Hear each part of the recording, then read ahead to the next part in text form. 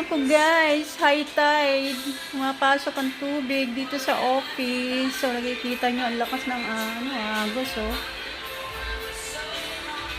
Kawawa naman ang aming school. Actually, andito po ako ngayon eh.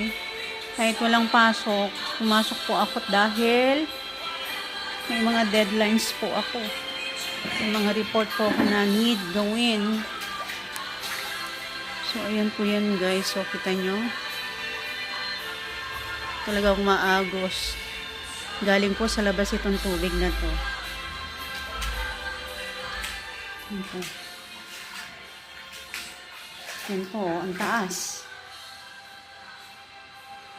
Kanina po wala ng tubig yan nung pumasok ako. Eh dahil high tide ngayon, so ayan, pumapasok na naman siya.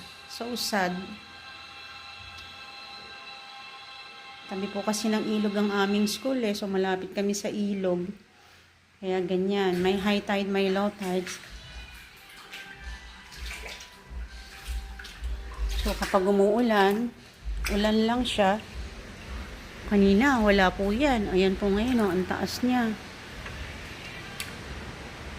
Grabe po at tubig. Oh.